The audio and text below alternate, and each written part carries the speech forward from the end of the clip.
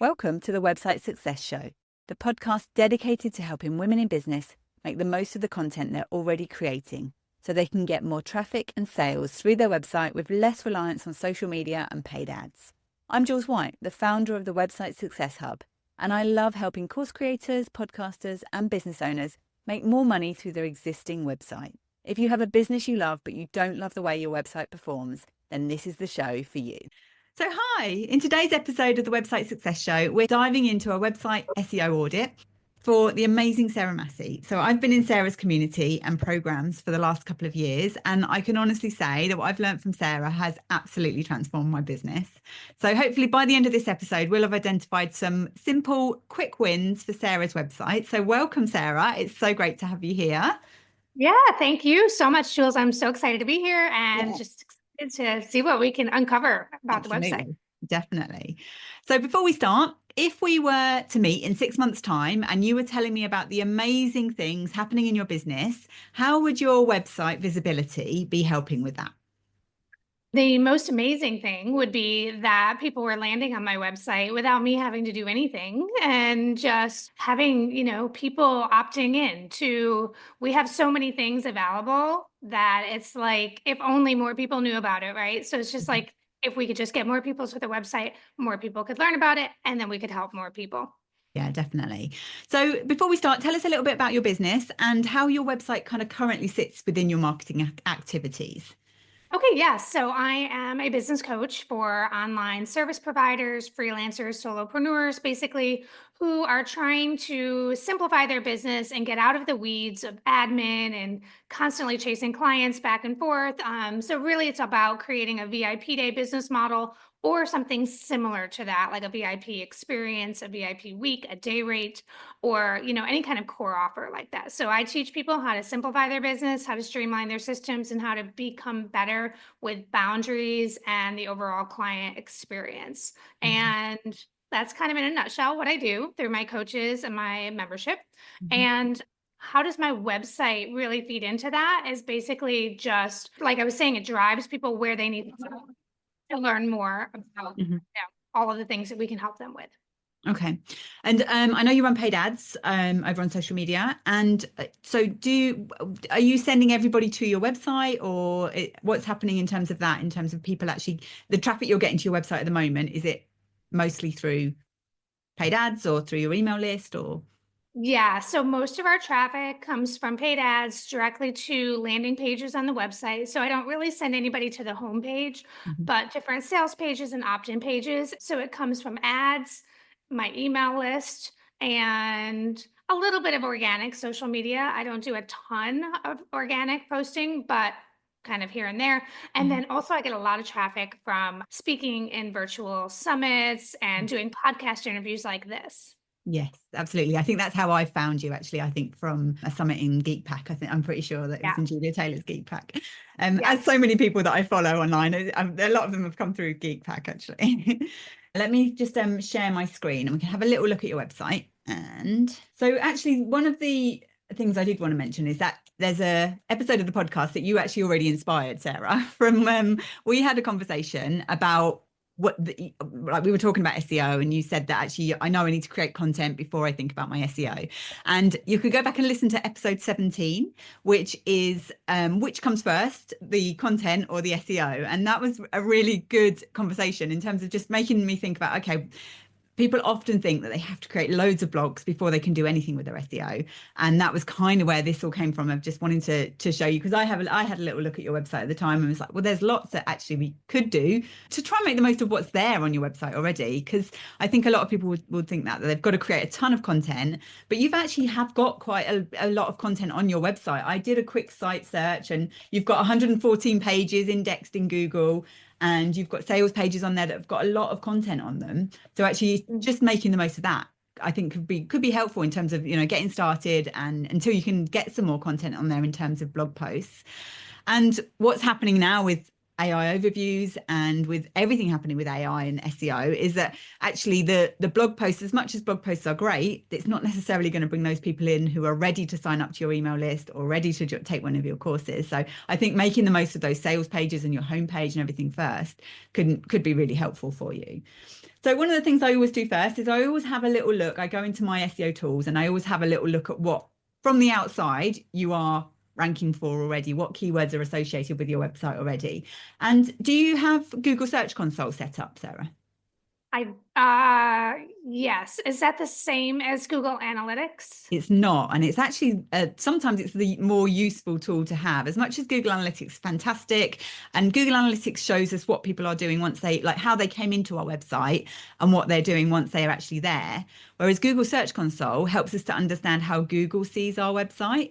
So it helps us to understand what search terms people are typing directly into Google that are leading them to come through to our website. And that's one that's, it's an easy platform to set up. You know, it doesn't take a second to set it up, but it's actually a lot easier to use than Google Analytics. I think a lot of the time people dive in and try and use Google Analytics. And I know that for you, because obviously your background is web development and you know about all this techie stuff. So it's less overwhelming. I get overwhelmed with Google Analytics sometimes when I look at it as well.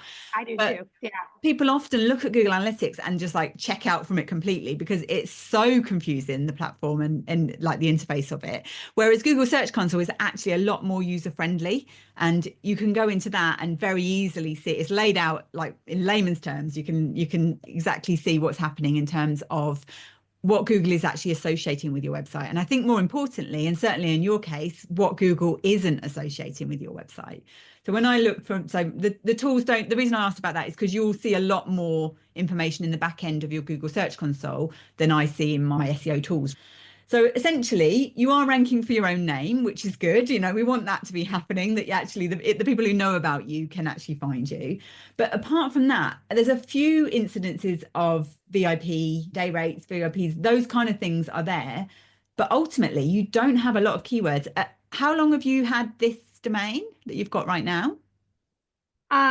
For about 3.5 years. Okay, yeah. So for a website, for a domain that's been live and a website that's been live for 3.5 years, I would love to see more than 25 keywords. That's something that there is something that is preventing Google from being able to actually understand the content on your website, really. So that's where I would kind of start off thinking about what are the things that you want to be showing up for on Google? What are the things that it's like almost criminal that you're not showing up for on Google, really? Mm-hmm. And it can be things like, if I come over to your website and look in, so things like escaping needy clients, scope creep. I'm just looking at like immediately here, some of the things that like freelance, those kind of things, freelance service providers, those kind of things that I'm sure you mentioned throughout your sales pages of you know, the people that you're helping and how you want to help them and the problems that they're trying to escape essentially as well.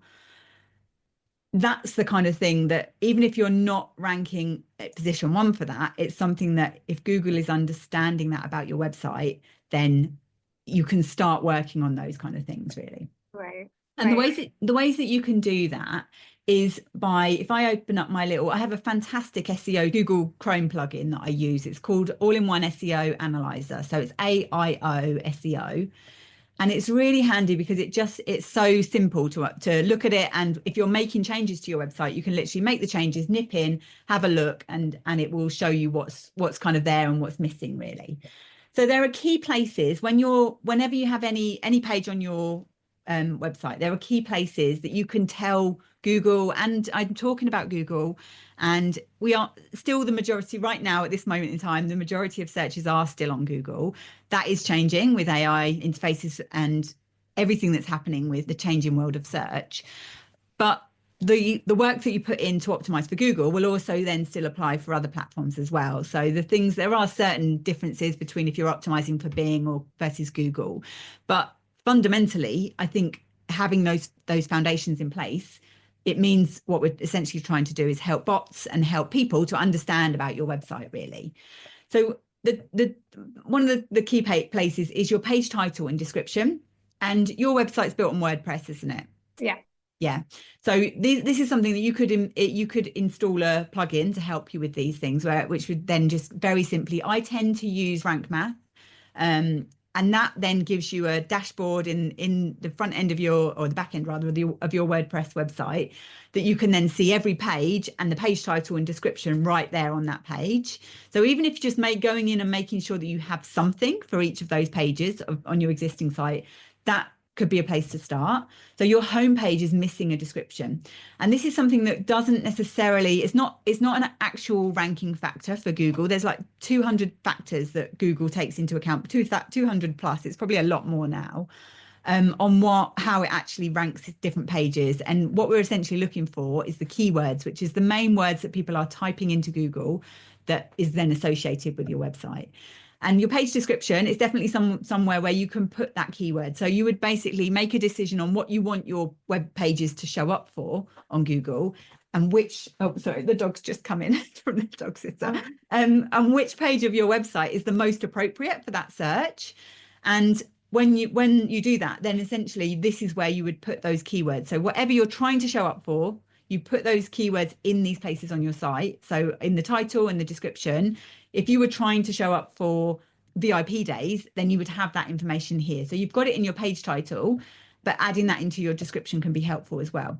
And if you don't have a description there, and sometimes even if you do have a description there, what Google does is Google will then decide that actually that doesn't relate to what's on the page, and Google will make up its own description there. So your homepage currently, I don't know if you can hear the dog in the background. No, I can't. She's just come in and she's all wet because it's raining here. So she's doing her snoz all around, wiping herself on the carpet to dry her ears. This is what Google has actually decided your description should be for your page. Yeah, so what Google has decided, because you don't have a description in there, Google will basically take what it thinks is either a little snippet from the page that's easy for Google to take, or it will make its own decisions. But this will be something that comes out from the content on your page. So that, let's have a little look. Get the proven framework. Whereabouts is that on your page? Do you know where that is on your homepage? I think it was. Maybe scroll down. Nope. It actually. Oh, there it is. Oh, yes. The bottom here. There we go. So it's that. So Google has decided this tiny, at the end of your page, this thing just before the footer is the best thing to show as the description. And it's not, maybe it's because it's an action, it's a sentence that is actually an action. So it's not a bad thing to actually encourage people to click through to your page. And you could even make that your meta description. If Google already associates that with your site, you could, actually change that yourself and add that in as a meta description, because it says, day rate. It depends, and I know things have been changing slightly with the direction of it not just being day rates now. So maybe that it wouldn't be that, or day intensives, or whatever you decide you want your homepage to rank for, you could add that in there. Okay. So adding that in there. So definitely, let me come back to my little analyzer. Have a little look. So the other thing that's really important when we're looking at trying to make our websites easy for Google and the bots to actually read is page hierarchy. So page hierarchy, and yours is actually, oh no, I was going to say it's not too bad, but actually there's a few things you could change. So if we think of it like an English essay, so what you ideally would just have, if you were back at school writing an English essay, you would have one heading at the top. And we would call that would be your H1 heading on your website. So that's the main heading, the main title of whatever page we're on. And it's not always that easy for a homepage to have one H1 heading. It would usually be whatever's up here in this hero section, the section right at the top of your site. But it's sometimes on the homepage, it isn't always that easy. But you should only then have a H1, and then below that you would have several H2s, and within those H2s you would have H3s. So essentially it's like your English essay, it would be your title, then your subtitles, and then maybe you would have subsections within each of those subtitles. But if you can do that on your site, and in WordPress it's particularly easy to do this, because you can literally just go in, change those tags within the back end of WordPress, and then what you maybe would do is you would manually then adjust the size of each of those things so that the style of the page looks as you want it to. Right. But this is something that I see on most websites that people haven't sort of thought about SEO, is having the hierarchy like this. So often you'll come in and it'll be 3 H1s at the top and then 5 H4s, 6 H2s, those kind of things. So it's just basically a mess. Whereas if I show you the back end of my website, and then hopefully mine are all in place as they should be. Ideally, what you would want to see is just one H1 heading at the top there, and then the H2s. Ideally, not so many H2s here without something. It depends on the page as well. But within that, then you would have H3s for things if you need subsections within that as well, really. So that's one of the big things you can do in terms of it not. You don't need to create loads of new content. It's almost just organizing that content that you already have there, really. So ideally, for each page of your site, you just want one H1 heading, and that should be what that page is about. So if it's your sales page, then it should be, the sales page for your course. It maybe should be the H1 heading would just be relating to that. So Google can understand what that particular page is about. So just one H1 heading and then a hierarchy going down the page for the other headings. Okay. Yeah. All of those other H1s down there look like they're the headline for each of the testimonials that are down at the bottom. So it's almost like I just need to go in and change. If you go right there, no, the blue section, it scrolls. Okay. And all of them are those, yes, just the headline for each one as you scroll through. Yeah. So those probably wouldn't even need to be headings in terms of the back end of your site. So you'd make them look like headings for the styling of it, but they don't really need to be headings in terms of, if you think of Google reading your site, the heading for that section would be client testimonials or what people are saying or something along those lines. So Google can understand the context of that. Within that, it's then people talking about how you've helped them, really. Right. Okay. Yeah. And all of this stuff, it seems like it's a bit nitpicky and it's a bit like, but actually it makes a big difference. And Google is getting smarter at being able to read websites, but ultimately it's just reading the text. You can get a Google Chrome plugin. I can't remember what it's called. It might even be a website you can go to where it literally just shows you the text of your website.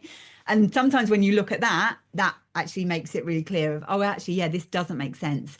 It's also screen readers as well. So if you think about if somebody was using a screen reader, so somebody who's visually impaired or for whatever reason they're using a screen reader, this hierarchy here is how that page, like how it will be telling them that page is laid out. So it's something that's quite simple to fix, but it can make a difference, really.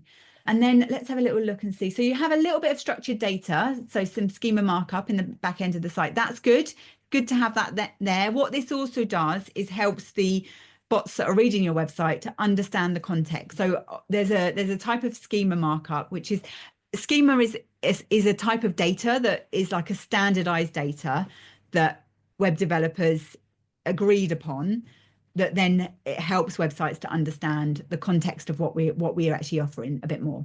So there's a type of schema that you can use that then tells Google that this is the same as your Instagram page, your LinkedIn page. If you've got any other websites or anything like that, you can actually add that in as well. And that's something you could use if you're using WordPress. You can use Rank Math to help you with that, to actually create some schema markup for your pages. That can also be really helpful for if you've got online courses, that you can actually add information in there about how long the course is, like the price, those kind of things, when it's available, all of that kind of stuff, you can add that in there as well. So that's something else that I would say, if you're sort of thinking about the key things to think about to begin with, it's definitely making sure all of your page titles and descriptions, that you've got something in there. And what you want to do with each of the pages of your website is make sure they're not competing against each other as well. So fundamentally, SEO is about working out what you want to show up for on Google, which page of your website is the best one to show up for that, and then optimizing that page. And quite often what we can end up doing is either trying to cram everything that we're about into one page of our website, or talking about what we do over all of the pages of our website. So Google is then unsure of, okay, which is the best page to show up, because Google is ultimately delivering one website page for each search result. And I think we can not necessarily think about that. We think of Google ranking our whole website, but actually when we do a web search, it's individual pages that show up in that search result, really. So does that make sense? Yeah. Would we not want to have our different pages be like search result 1, search result 2, search result 3? So it doesn't tend to happen like that. But when you look at a Google search results page, you don't often see the same website in positions 1, 2, 3, 4. If you think about it, if Okay. you ever do a Google search, we don't tend to see that. Mm. You might see one of your other pages further down the search results sometimes. Or Yeah. if you are Googling something that's literally just you, then yes, you will see. So like where I did this site search where I was just telling Google, I just want you to show me pages from sarahmassey.com. That's why I'm Right. seeing all these pages here. But that's not the norm. Google's trying to deliver the best results to its customers, who are the people that are doing the searching. And the best, usually that involves several different websites being shown there, really. So yeah, that's why if there's one particular search term that you're trying to show up for, just thinking, okay, which page of my website is the best one to show up for that, and optimized for that, really. So yeah. Right. Okay. Any questions at this point, or anything that's kind of brought up or made you think, oh, what do I do? No, what did you say? I mean, I think I probably have the tools inside of my WordPress admin, but like to add the descriptions and the keywords for Yeah. each page, I think you've mentioned So, another tool, but I think I like, have yeah. it in my WordPress probably. Yeah, so it will be a plugin in your WordPress account. So I tend to recommend Rank Math.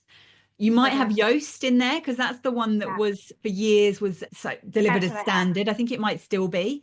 I have used Yoast as well, and Yoast is another one that's good, but I prefer Rank Math. I just find that having that initial, that main dashboard where you can see all of your pages, and I think it actually shows in the normal pages area in WordPress, but you can then see the page titles and the descriptions for each of those pages, basically. And when you Yeah, look at the back end of your website, you might see that as page descriptions. It depends on your WordPress theme and it depends on what plugins you've got in there, but you might see it described as page title, meta title, meta description. Sometimes it sort of is shown differently, really. And you should be able to get into that individually on each page as well. So I know I've got some client sites who are in WordPress and with Rank Math on there, and I can actually see that on the right hand side in the settings area in WordPress there as well. So it's whatever website builder you're using, you can usually find that information in there. And sometimes it is a little bit buried, but most of them are much better now, allowing us some control over this, really. We don't always okay. get Yeah, full control, and especially things like blog titles. So if you do start adding in blog content, sometimes that's things that you set up as standard for each blog. But I tend to recommend, again, it's the same thing. You want those blogs to be ranking for that individual search term for that page, really. right.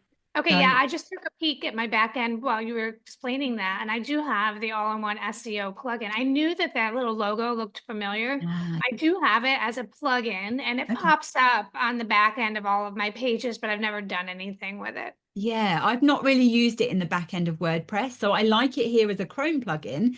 It's a great one. Yeah, It's just a free Chrome plugin that allows you, once you've made those changes, you can almost just go in and check it here. And it very, very visually shows you what you're doing or not doing. I've got a couple right. of plugins that are like Chrome plugins that do this for me, but I like this one. This is the one that I tend to rely on.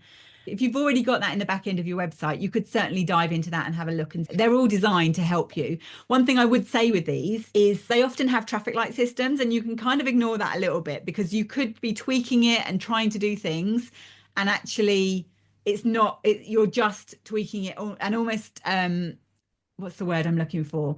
Trying to trick the search engines, I guess, into getting the green light. So you could stuff a load of keywords into a page, and it might then give you a green light on Yoast or Rank Math or whatever you're using. But the search engines are so much smarter now that we don't tend to do that. So Right. yeah, I would Yeah. definitely say think of it from looking at it from a kind of taking a step back point of view and thinking about, okay, is my page hierarchy as it should be? What keyword am I trying to rank this page for? Have I used it naturally through the page as well? So it's if something feels like something that you wouldn't say out loud to a human, then don't use it in your website or in your descriptions or anything like that. So Yeah, sometimes, I feel like we always see those websites that are trying to outplay the system, and it's like the yeah, same keywords over and over and over again, like in every paragraph. yeah, So or 100 of them in the bottom in the footer is the other one that used to be, and it used to work. These kind of tricks used to work, but they don't now, and even less now. Now AI is helping the bots to understand our websites better, that it just doesn't work. And even if it works for the short term, it won't be long before you just get, you could get a real Google penalty from that. And the last thing you want to do is get de-indexed by Google, because then you've got no chance of actually getting some traffic from it, really. So yeah, I think definitely that's sort of the things to focus on, going through those key pages. So let's look at your programs page, and then how that is on here. So this is why I like this. So things like that. So having your title and your description in here for your programs page, if this is the page where people are going to come through, and let's have a little look. Do these lead through to specific pages for the programs? Those go to sales pages. Sales pages, yeah. So even that, the amazing information that you have on your sales page, making sure that Google understands that. So yeah, having a page title and description. I probably would start with these pages first. So the money pages on your website, start with those first, and then your home page, and then look at other pages, really. But yeah, even making sure the hierarchy on this sales page, as much as it might be a pain going in and then having to adjust the sizes so the branding and the style of the page looks right. Would you recommend, what is more important? If I were to spend time on one thing, is it more important to spend time on the hierarchy of the headings, or is it more important to spend time on the keywords and the titles and descriptions and like that content of the page? So they are both important, definitely. I think I would say which one's going to be the easiest for you to do.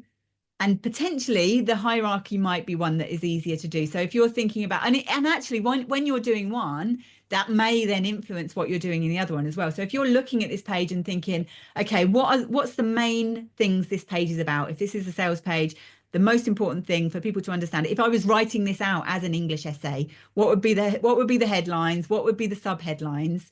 And think about that. And that may then influence you to think, well, actually, I haven't mentioned, say for example, VIP days. I haven't mentioned VIP days in any of the subheadings. I need to add that in. And so that's where that may influence you. So I would be inclined to start with the hierarchy first, really, because it's all about as well, just making sure that your website is well structured. And that's really important for not just for the search engines, but also for people as well, for it to make sense and the flow of the page, really. So I would probably say to start with that, actually. Right. Definitely. Okay. Yeah. So thinking about that, and then once you've done that, maybe looking at the schema as well, looking at the structured data, if there's anything else that you can add in there about your courses, about your business in general, and just to link that through together. And there's lots you can do with that.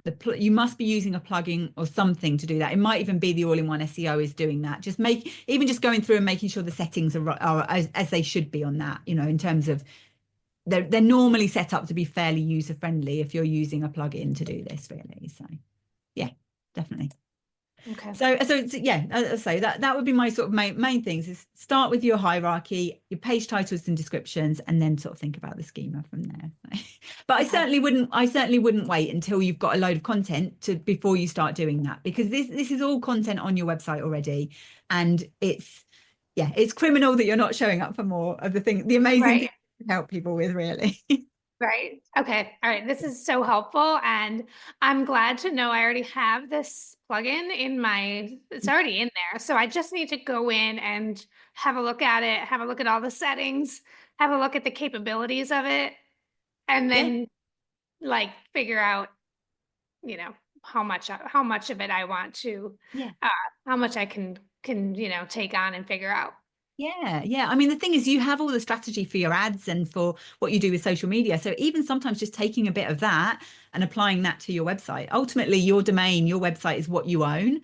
So we can put a bit more energy into that in terms of actually, okay, these are the things that my website should be showing up for.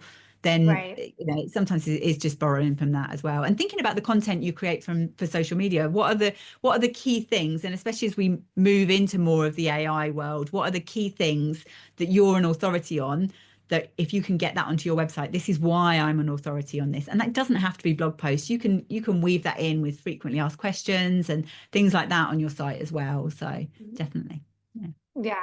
And do you find that Google pulls up pages where the keywords are kind of like questions, because that's what people are searching. Like, people are searching how to create a VIP day.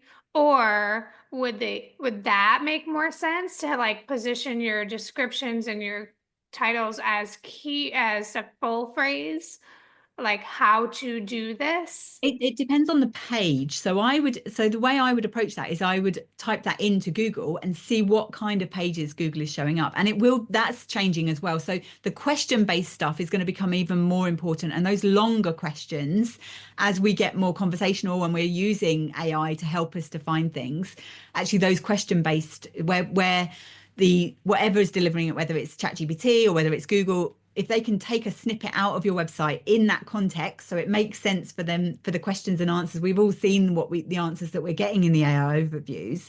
Actually, if you can have little bits like that it could then take out of your website, that can be helpful. So again, it doesn't have to be a whole page dedicated to that one question, but if you can then just have that in a way, and that's where having those as headings can sometimes be helpful as well, really. But it all depends on the context of the page as well. So if you've got a whole page of frequently asked questions, you'd maybe have your H2 headings would be the actual questions. Whereas if it's on your homepage, then you probably would have the actual title of frequently asked questions as a H2 heading. So there's so many nuances about it that it just ends up like every question's like, oh, well, it depends. It depends, as much of it does in marketing, really. It does depend. So is helpful, I think, really. Having anything there that can help people and the bots to understand more about your site is helpful, really. So yeah.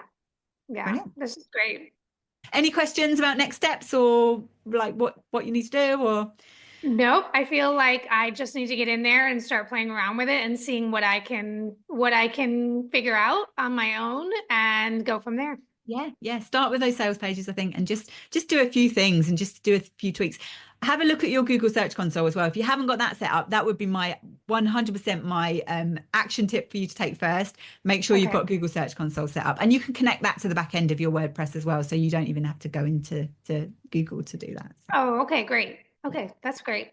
So before we finish, I would love you to give yourself a little shout out and let everyone know again specifically what you do, and most importantly where they can connect with you and find out more.